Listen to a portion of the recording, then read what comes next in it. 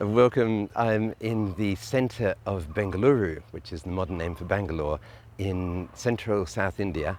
And I'd like to invite you to consider some questions. The first is, why do we do yoga? We've got a yoga challenge coming up this week, and why would we bother? One great reason we might bother is because it helps us become more ourselves.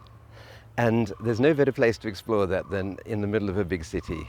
If you can find yourself, the greatness of who you are in a big city, you can find it anywhere. So I've come to this park to explore this with you and to see if you're interested in discovering a couple of the insights that the Vedantic scholars have made, the mystics have made across the centuries, which essentially amount to the Vedantic proof of the soul. Are you ready? Let's see what we can discover. If you think about it, both you and every other human being of normal medical state, at the origin of every single action is a quest for more of a rather small number of qualities. More happiness or joy, more love, more unity and connectedness and a sense of all is well, more stillness, more empowerment, more truth, more knowledge. And there's not a lot more. Sometimes they can get up to about 15 or 16 of such qualities. After a while, they start to merge into each other. I buy my car for more sense of value or prestige. What's that? That's value. Or a sense of maybe I'll be loved, or a sense of maybe I'm a guy, I'll have freedom. Hooning out on the roads, or empowerment. It's not so many, yet every single action we ever do has that quest at its origin. That's the first observation the ancient mystics made.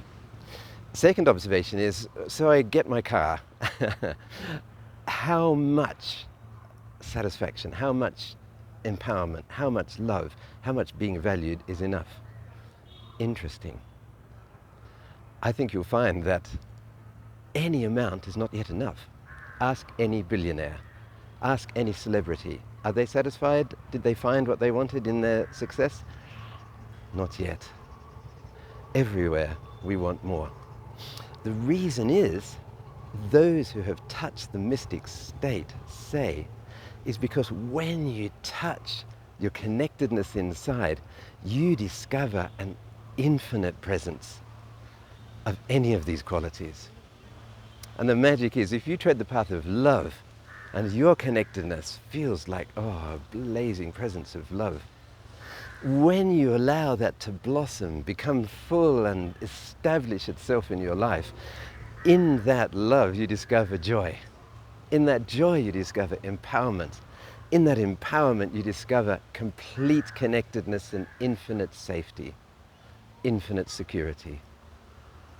You tread any of those paths up the mountain of connectedness, and when you get to the top, every tradition, every discipline describes the same state.